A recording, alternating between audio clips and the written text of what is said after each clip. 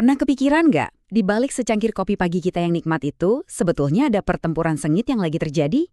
Nah, kali ini kita akan bedah sebuah kisah menarik tentang sains, alam, dan bagaimana solusi untuk masalah besar kadang-kadang tumbuh liar begitu saja di sekitar kita. Beneran loh, di balik setiap tegukan kopi, ada ancaman nyata yang mengintai. Ada satu hama super kecil yang jadi musuh besar bagi pasokan kopi global.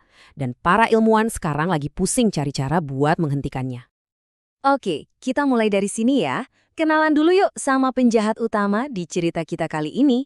Ukurannya boleh kecil tapi efek rusakannya jangan ditanya. Namanya keren ya, Hypotenemus hampei. Tapi biasa kita sebut penggerek buah kopi. Nah, cara kerja kumbang kecil ini yang bikin runyam. Dia ngebor buah kopi, makan isinya, terus bertelur di dalamnya. Jelas ini langsung nurunin kualitas dan jumlah panen secara drastis. Dan ini bukan masalah sepele loh. Di beberapa daerah penghasil kopi penting, kayak di Indonesia, hama ini bisa ngerusak sampai 50% hasil panen. Bayangin aja, setengah kebun ludes gitu aja. Ini pukulan telak banget buat para petani dan juga ekonomi. Terus solusinya gimana? Ya, yang paling umum sih, semprot pakai pestisida kimia, gampang, cepet. Tapi, ada tapinya.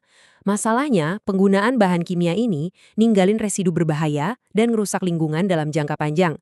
Jadi, intinya kita butuh alternatif yang lebih baik. Nah, disinilah ceritanya jadi makin seru. Daripada repot-repot bikin bahan kimia baru di laboratorium, para peneliti justru balik ke alam, mencari jawaban dari tanaman-tanaman yang tumbuh liar di sekitar kebun kopi itu sendiri. Dan inilah dia, dua jagoan kita yang gak disangka-sangka, kecubung gunung dan mahoni. Yang satu tanaman liar, satunya lagi pohon yang sering kita lihat. Keduanya ini punya senjata pertahanan kimia alami yang super ampuh. Nah, para ilmuwan mikir, gimana ya kalau kekuatan mereka ini kita gabungin buat bikin pestisida nabati yang ramah lingkungan? Jadi, apa sih senjata rahasia mereka? Ini dia daftarnya. Gampangnya, senyawa-senyawa ini tuh kayak ramuan pertahanan alami tanaman. Masing-masing punya tugas sendiri buat ngelawan hama, mulai dari bikin pencernaannya mampet, sampai yang langsung jadi racun saraf. Keren banget kan? Punya bahannya aja itu baru langkah pertama. Tantangan sebenarnya, ngeracik resep yang paling pas. Yuk kita intip dapur para peneliti ini dan lihat gimana mereka mengubah daun-daun ini jadi ramuan pembasmi hama. Jadi mereka bikin 5 formula yang beda-beda. Ada yang isinya kecubung gunung doang, ada yang mahoni doang, terus ada 3 resep campuran dengan perbandingan yang bervariasi. Tujuannya jelas, buat nyari tahu mana sih kombinasi yang paling nampol. Proses bikinnya juga ternyata nggak ribet-ribet amat. Daunnya dihalusin, dicampur sama bahan-bahan lain kayak molase buat makanan mikrobanya, terus difermentasi selama 2 minggu. Nah, proses fermentasi ini penting banget buat ngebuka semua kekuatan kimia yang ada di dalam daunnya. Oke, ramuannya udah jadi. Sekarang waktunya uji coba. Mereka siapin arena pertarungan. Sebuah toples berisi 10 kumbang dan 10 buah kopi. Tiap toples disemprot pakai formula yang berbeda. Setelah itu, tinggal diamati dan dicatat hasilnya. Dan inilah momen yang ditunggu-tunggu. Hasilnya gimana? Apa ramuan alami ini beneran bisa ngalahin si hama bandel? Yuk kita lihat datanya sama-sama. Wow, lihat deh hasil pertama ini. Ini soal intensitas serangan alias seberapa banyak lubang yang dibikin kumbang. Formula F2 yang campurannya 350 gram kecubung gunung dan 150 gram mahoni, hasilnya nyaris sama efektifnya kayak pestisida kimia. Bedanya tipis banget, cuman 0, sekian lubang. Luar biasa. Berikutnya, ada yang namanya waktu mematikan atau LT50. Gampangnya, ini ngukur seberapa cepat racunnya bisa membunuh 50% hama. Oke, pestisida kimia emang lebih cepat, cuma sekitar 7 jam. Tapi lihat deh formula F2 bisa mencapai target yang sama dalam waktu kurang dari 15 jam. Ini nunjukin kalau ramuan ini benar-benar punya daya bunuh yang kuat. Dan ini dia angka pamungkasnya, tingkat kematian total.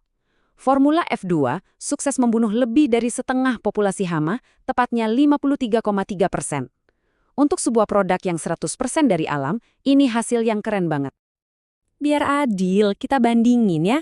Insektisida kimia tingkat kematiannya memang jauh lebih tinggi, hampir 84%.